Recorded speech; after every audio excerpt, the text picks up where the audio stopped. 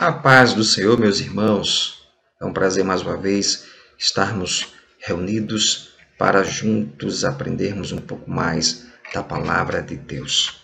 Eu sou o professor André, professor auxiliar na classe dos novos convertidos, que tem por nome Conhecendo o Amor de Deus, na Igreja Assembleia de Deus, no bairro do Farol. É um prazer tê-lo conosco. Desde já eu peço que você apanhe a sua lição e acompanhe conosco a aula de hoje. Também pegue a sua Bíblia para que você possa acompanhar a leitura dos versículos que nós vamos estudar na lição de hoje. Vamos fazer uma oração apresentando a Deus a nossa aula e que Ele seja entronizado e louvado com a aula de hoje. Senhor nosso Deus e Pai, te agradecemos por tudo que Tu tens feito, Senhor Jesus. Pai, te agradecemos pelos alunos da classe, conhecendo o amor de Deus, que Tu possas abençoá-los ricamente. Abençoa a nossa igreja, abençoa a nossa escola dominical, abençoa os nossos pastores, abençoa cada membro da nossa congregação. Fica conosco, Pai, em nome de Jesus. Amém. Meus queridos, hoje nós vamos estudar o anexo 1 da lição 1, que estudamos na aula passada. Um assunto hoje bastante interessante, onde abordaremos o martírio dos apóstolos, a confiabilidade do testemunho da ressurreição de Cristo. Um assunto palpitante, de fato. Na aula passada, nós estudamos sobre a pessoa bendita de Jesus. E a lição começou com uma pergunta muito interessante. Quem é Jesus? Uma pergunta simples. Quem é Jesus? Uma pergunta simples, repito, mas com uma profundidade espiritual, teológica, filosófica imensa. Essa pequena pergunta atravessou os séculos e ainda ressoa em nossos ouvidos, principalmente nos dias em que vivemos, dias da pós-modernidade, do materialismo, relativismo. Essa pergunta, quem é Jesus, se reveste de suma importância. Quem é Jesus para você, querido aluno? O que ele fez por você? Você o conhece? Você tem intimidade com ele? Quem é Jesus? Numa certa ocasião, Jesus estava atravessando o mar da Galileia com seus discípulos e, de repente, o vento começou a açoitar as águas e levantar as ondas, dando início a uma grande tempestade. Abra sua Bíblia no Evangelho de Marcos, capítulo 4, verso 35 ao 41. Vamos fazer essa leitura. Espero que você já tenha localizado na sua Bíblia. Diz assim: E naquele dia, sendo já tarde, disse-lhes: Passemos para o outro lado. E eles, deixando a multidão, levaram consigo, assim como estava no barco. E havia também com ele outros barquinhos. E levantou-se grande temporal de vento, e subiam as ondas por cima do barco, de maneira que já se enchia. E ele estava na popa, dormindo sobre uma almofada, e despertaram-no. Disse-lhe: Mestre, não se te dá que pereçamos? E ele, despertando, repreendeu o vento e disse ao mar: Cala-te, aquieta-te. E o vento se aquietou. E houve grande bonança. E disse-lhes: Por que sois tão tímidos? Ainda não tendes fé? E sentiram grande temor e diziam uns aos outros: Mas quem é este que até o vento e o mar lhe obedecem? Preste bem atenção. Os discípulos que andavam com Jesus, ao presenciar esse grande milagre que Jesus tinha feito, ficaram espantados e perguntavam uns aos outros: mas quem é este que até o vento e o mar lhe obedecem? Vejam bem, queridos, esta pergunta que os discípulos fizeram lá no barco com Jesus, muitas pessoas ainda fazem nos dias atuais. Diante dos milagres que Jesus opera, muitas pessoas perguntam ainda: mas quem é esse? Quem é este Jesus? Em Mateus capítulo 16, verso 13 ao 17, abra sua Bíblia e acompanhe.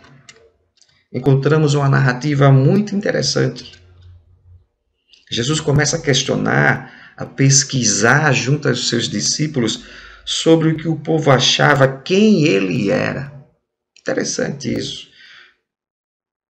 Jesus queria saber qual a percepção que o povo tinha sobre a sua pessoa, sobre quem ele era. Vamos ler em Mateus capítulo 16, verso 13. E chegando Jesus às partes de Cesareia de Filipe, interrogou os seus discípulos, dizendo: quem dizem os homens ser o Filho do Homem? E eles disseram: uns, João o Batista, outros, Elias, e outros, Jeremias, ou um dos profetas. Disse-lhes ele: e vós, quem dizeis que eu sou? E Simão Pedro, respondendo, disse: tu és o Cristo, o Filho do Deus vivo. E Jesus respondendo, disse-lhe: bem-aventurado és tu, Simão Bar-Jonas, porque não te revelou a carne e o sangue, mas meu Pai que está nos céus. Queridos, a visão das pessoas que conviveram com Jesus estava bastante distorcida sobre quem era Jesus. Muitos que ouviam pregar o arrependimento dos pecados diziam: este é João Batista, que havia sido assassinado a mando de Herodes. João ressuscitou. Outros o viam com zelo profundo pelas coisas de Deus, dizia: este é Elias. Outros que o viam chorando ao contemplar a fragilidade do homem, diziam: este é Jeremias, o profeta que chorou e se lamentou por causa da destruição do reino de Judá. E outros diziam simplesmente: ele é um dos profetas, ele é só mais um entre tantos. Mas, querido, Jesus Cristo é o Filho de Deus. Conforme Pedro, inspirado pelo Espírito Santo, respondeu: tu és o Cristo, o Filho do Deus vivo. Igual a Deus, Deus de Deus. Ele estava no princípio com Deus, ele era Deus. Abra sua Bíblia, vamos ler o capítulo 1 de João. Olha que coisa maravilhosa o apóstolo João declara. Verso 1 ao 3. João começa dizendo: no princípio era o Verbo, e o Verbo estava com Deus, e o Verbo era Deus. Ele estava no princípio com Deus. Todas as coisas foram feitas por ele, e sem ele, nada do que foi feito se fez. No princípio era o Verbo. Ele estava com Deus. Ele era Deus. Todas as coisas foram feitas por Ele. E sem Ele nada do que foi feito se fez. Aí vamos agora para o verso 14. João, inspirado pelo Espírito Santo, nos diz: e o Verbo se fez carne e habitou entre nós, e vimos a sua glória como a glória do unigênito do Pai, cheio de graça e de verdade. Querido Deus Todo-Poderoso, Criador dos céus e da terra, o Pai da eternidade, o Príncipe da paz, ele se fez carne e habitou entre nós. E nós vimos a sua glória. Isso é maravilhoso. O Deus que não teve usurpação por ser igual a Deus, mas antes esvaziou-se a si mesmo, tomando a forma de homem, e achado em forma de homem, se humilhou mais ainda, até a morte e morte de cruz. Esse é o nosso Jesus.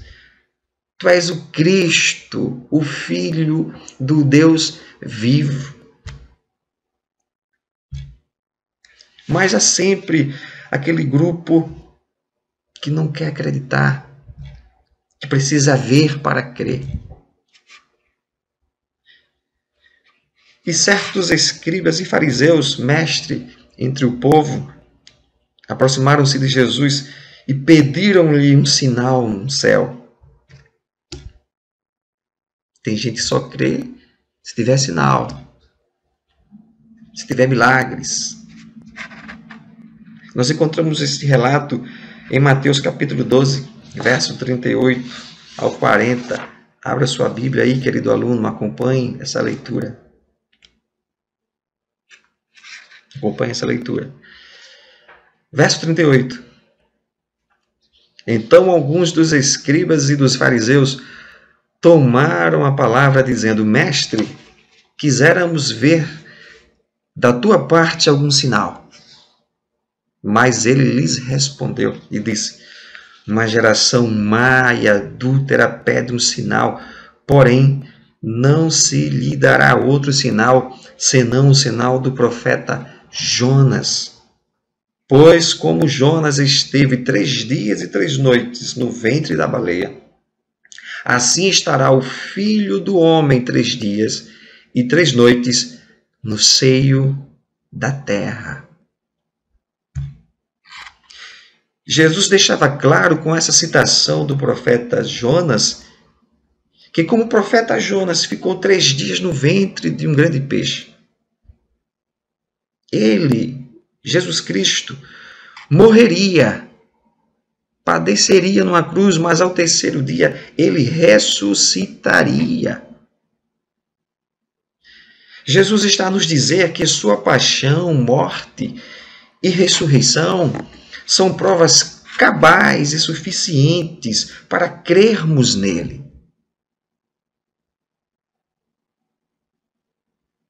O apóstolo Paulo, ao escrever sua primeira carta aos Coríntios, no capítulo 15, ele desenvolve um verdadeiro tratado sobre esse assunto, sobre a ressurreição. Vamos ler esse texto. Abra a sua Bíblia no capítulo 15 da primeira carta de Paulo aos Coríntios. Vamos ler com muita calma. Capítulo 15, verso 1. Também vos notifico, irmãos, o evangelho que já vos tenho anunciado, o qual também recebestes e no qual também permaneceis. Pelo qual também sois salvos, se o retiverdes, tal como vô-lo tenho anunciado. Se não é que crestes em vão. Porque primeiramente vos entreguei o que recebi, que Cristo morreu por nossos pecados, segundo as Escrituras. Olha que coisa maravilhosa o apóstolo Paulo está dizendo. Eu entreguei o que eu recebi, que Cristo morreu por nossos pecados. E ele aponta a fonte, segundo as Escrituras. do verso 4. E foi sepultado, e que ressuscitou ao terceiro dia, segundo as Escrituras. E que foi visto por Cefas, por Pedro, e depois pelos 12. Depois foi visto uma vez por mais de 500 irmãos, dos quais vive ainda a maior parte, mas alguns já dormem também. Depois foi visto por Tiago, depois por todos os apóstolos. E por derradeiro de todos me apareceu também a mim como a um abortivo, como a um fora do tempo. Porque eu sou o menor dos apóstolos, que não sou digno de ser chamado apóstolo, pois que persegui a igreja de Deus. Mas pela graça de Deus sou o que sou. E a sua graça para comigo não foi vã. Antes trabalhei muito mais do que todos eles. Todavia, não eu, mas a graça de Deus que está comigo. Então, ou seja eu, ou sejam eles, assim pregamos e assim haveis crido. Ora, se prega que Cristo ressuscitou dentre os mortos, como dizem alguns dentre vós que não há ressurreição de mortos. Na igreja de Corinto estava surgindo uma heresia, se introduzindo na igreja, afirmando que não havia ressurreição de mortos. E o apóstolo Paulo escreve essa carta aos Coríntios, no capítulo 15, ele combate essa heresia. E ele continua no verso 13. E se não há ressurreição de mortos, também Cristo não ressuscitou. E se Cristo não ressuscitou, logo é vã a nossa pregação e também é vã a vossa fé. Se Cristo não ressuscitou, o que estamos a pregar? A nossa fé é vã. E ele continua no verso 15. E assim somos também considerados como falsas testemunhas de Deus, pois testificamos de Deus que ressuscitou a Cristo, ao qual, porém, não ressuscitou, se, na verdade, os mortos não ressuscitam. Porque se os mortos não ressuscitam, também Cristo não ressuscitou. Olha a seriedade dessa heresia, queridos. Se os mortos não ressuscitam, Cristo não ressuscitou. Vamos prosseguir, verso 17. E se Cristo não ressuscitou, é vã a vossa fé, e ainda permaneceis nos vossos pecados. Se Cristo não ressuscitou, ainda permanecemos nos nossos pecados.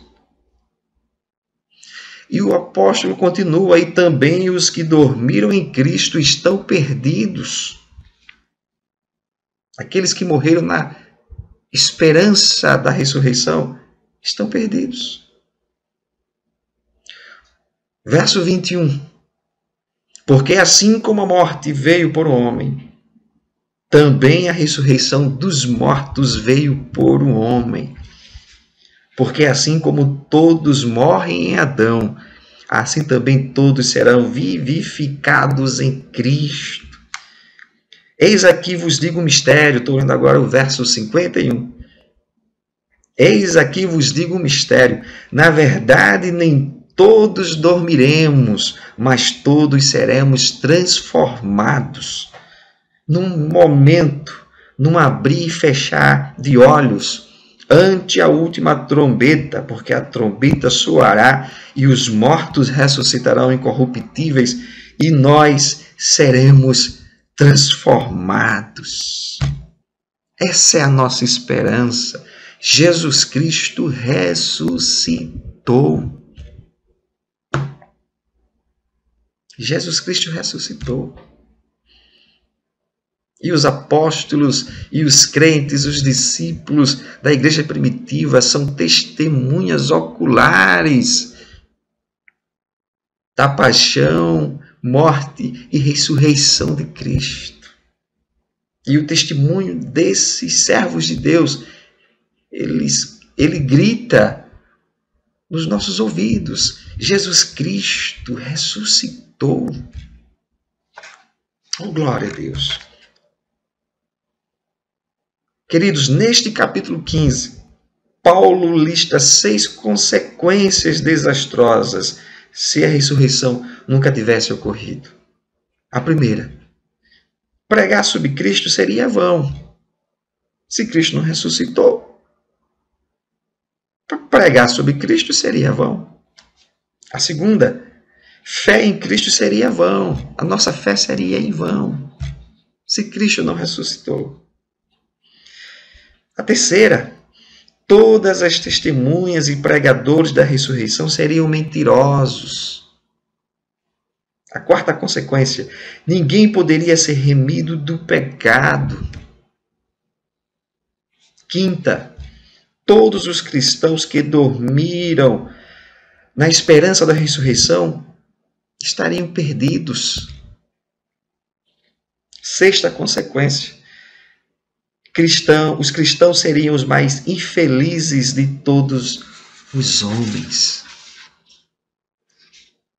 Nosso Jesus querido, ele ressuscitou. Está ressurreto à direita de Deus Pai. Isso não é um mito, isso é uma verdade. Todo o peso da credibilidade do cristianismo está posto na ressurreição de Cristo. Vou repetir para vocês. Todo o peso da credibilidade do cristianismo está posto na ressurreição de Cristo. Caso tenha realmente acontecido, esse fato serve como a confirmação de Deus em toda a obra de Cristo e em todos os seus ensinamentos. E do contrário, caso a ressurreição seja apenas um mito, Cristo deveria ser tratado como um simples homem, ou mesmo um charlatão, blasfemo ou lunático que quis se passar por Deus. A afirmação de que Jesus ressuscitou 3 dias após sua morte não é apenas um artigo de fé, mas é também uma afirmação que pode ser examinada historicamente. O cristianismo está aberto à investigação histórica. Não existe outra religião que baseie todo o peso de sua credibilidade em um único evento ou milagre. O apóstolo Paulo deixa isso bem claro no capítulo 15 da primeira carta aos Coríntios que acabamos de ler, no verso 13. Ele diz: e se não há ressurreição dos mortos, também Cristo não ressuscitou. E se Cristo não ressuscitou, logo é vã a nossa pregação e também é vã a nossa fé. Aleluia. Vamos dar prosseguimento. Muitas teorias, queridos, surgiram para combater a ressurreição de Cristo. Dentre essas teorias, nós encontramos a teoria da conspiração. Essa teoria defende que os discípulos forjaram a ressurreição. Nós encontramos isso no livro de Mateus, no Evangelho de Mateus, capítulo 28, verso 11 ao verso 15. Abra sua Bíblia, acompanhe a leitura, vamos ler. E quando iam, eis que alguns da guarda, chegando à cidade, anunciaram aos príncipes dos sacerdotes todas as coisas que haviam acontecido. E congregados eles com os anciãos, e tomando conselho entre si, deram muito dinheiro aos soldados, dizendo: dizei, vieram de noite os seus discípulos, e dormindo nós, o furtaram. E, se isto chegar a ser ouvido pelo presidente, nós o persuadiremos, e vos poremos em segurança. E eles, recebendo o dinheiro, fizeram como estavam instruídos, e foi divulgado este dito entre os judeus até o dia de hoje. Essa teoria defende que os discípulos forjaram a ressurreição, roubando o corpo de Jesus. Entretanto, não conseguem explicar a transformação que eles experimentaram defendendo esse fato como verdade até em face da morte. Queridos, o Senhor Jesus alertou aos seus apóstolos, aos seus discípulos, sobre as perseguições que eles iriam passar por conta da mensagem da cruz. Em Lucas capítulo 11, verso 49, Jesus diz: por isso diz também a sabedoria de Deus, profetas e apóstolos lhes mandei, e eles matarão uns e perseguirão outros. Em Lucas capítulo 21, verso 16 e 17, o Senhor Jesus alerta os seus apóstolos e seus discípulos: e até pelos pais e irmãos e parentes e amigos sereis entregues, e matarão alguns de vós, e de todos sereis odiados por causa do meu nome. Em João capítulo 15, verso 19 ao 20, se vós fosseis do mundo, o mundo amaria o que era seu, mas porque não sois do mundo, antes eu vos escolhi do mundo, por isso é que o mundo vos odeia. Lembrai-vos da palavra que vos disse, não é o servo maior do que o seu senhor. Se a mim me perseguiram, também vos perseguirão a vós. Se guardaram a minha palavra, também guardarão a vós. Em Mateus capítulo 10, verso 16 e 18, Jesus continua alertando aos seus discípulos: eis que vos envio como ovelhas ao meio de lobos. Portanto, sede prudentes como as serpentes, inofensivos como as pombas. Acautelai-vos, porém, dos homens, porque eles vos entregarão aos sinédrios e vos açoitarão nas suas sinagogas. E sereis até conduzidos à presença dos governadores e dos reis por causa de mim, para lhes servir de testemunho a eles e aos gentios. Oh, amados, que dura missão os nossos irmãos da igreja primitiva levaram sobre os ombros. E o testemunho desses servos de Deus serve de exemplo para nós. Vamos adiante. Muitos dos crentes da primeira igreja, da igreja primitiva, foram martirizados. Estevão, diácono Estevão, foi apedrejado, conforme Atos capítulo 7. Pedro foi crucificado, conforme a tradição da igreja, de cabeça para baixo. O apóstolo Paulo foi decapitado. Queridos, apóstolo André foi crucificado numa cruz em forma de X. Tiago, filho de Zebedeu, foi morto à espada, conforme Atos capítulo 12, verso 1 e 2, por ordem de Herodes. João, irmão de Tiago, foi o único que morreu de morte natural, aproximadamente no ano 100 depois de Cristo. Mas foi exilado para a ilha de Pátimos, onde recebeu as revelações do Apocalipse. Filipe foi martirizado e crucificado por soldados romanos. Bartolomeu foi decapitado. Tomé foi martirizado e morto por uma lança. Mateus foi decapitado por espada na Macedônia. Tiago, filho de Alfeu, foi apedrejado pelos judeus em Jerusalém. Judas Tadeu foi morto a machadadas no Egito.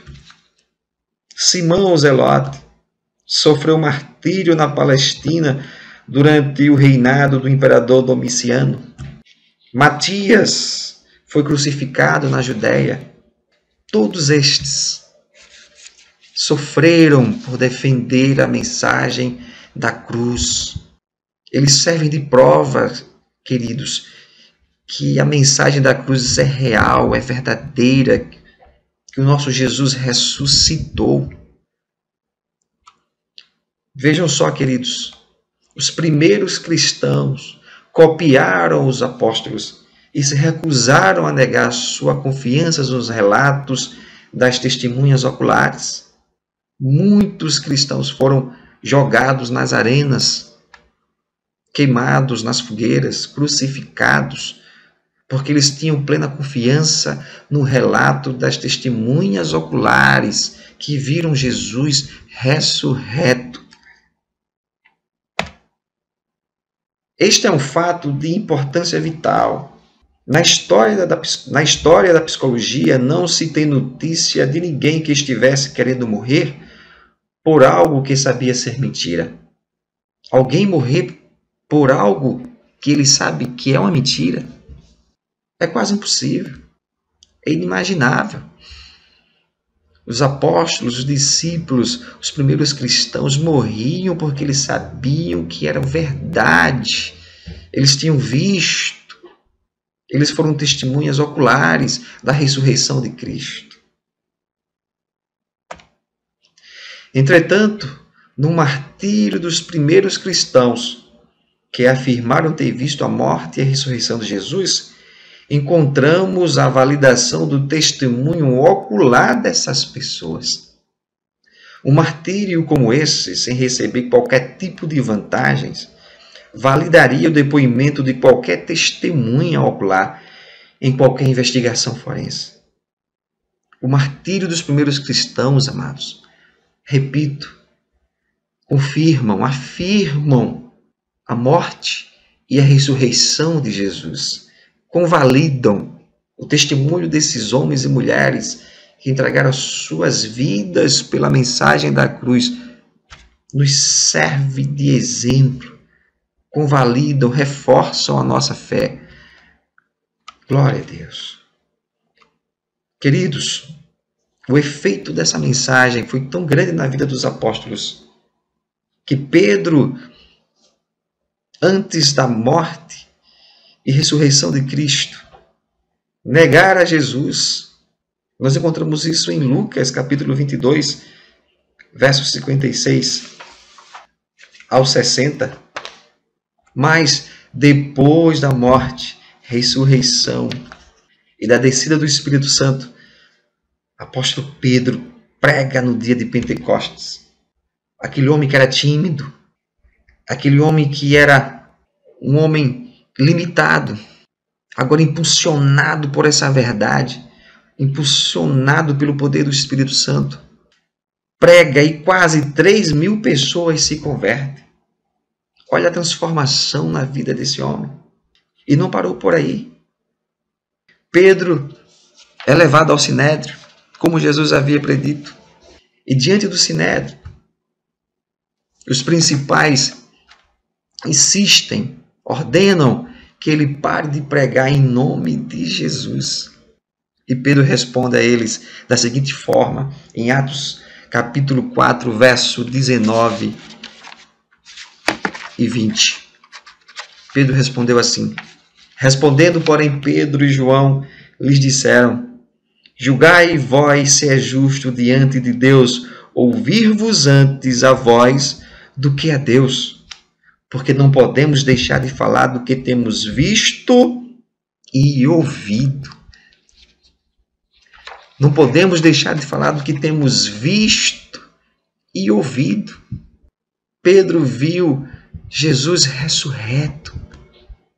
Por isso que ele afirma que não posso deixar de falar do que eu vi, do que vi e ouvi. Meus queridos e prezados, nosso Deus é maravilhoso. Nosso Jesus ressuscitou, está vivo, e Ele um dia voltará para nos buscar. E os mortos ressuscitarão em um corpo incorruptível. E nós que estivermos vivos seremos transformados e juntos nos encontraremos com Cristo. Essa é a nossa esperança. Essa é a nossa certeza e a nossa alegria. Meu querido e prezado, para uma maior compreensão desse assunto, eu recomendo você assistir ao filme Em Defesa da Fé, um filme que demonstra as evidências históricas da ressurreição de Cristo. Você pode buscar na internet, filme Em Defesa da Fé. Que Deus te abençoe, que Deus te guarde, que Deus te acrescente cada dia mais da sua graça, da sua consolação, da sua bondade em tua vida. Em nome de Jesus, amém.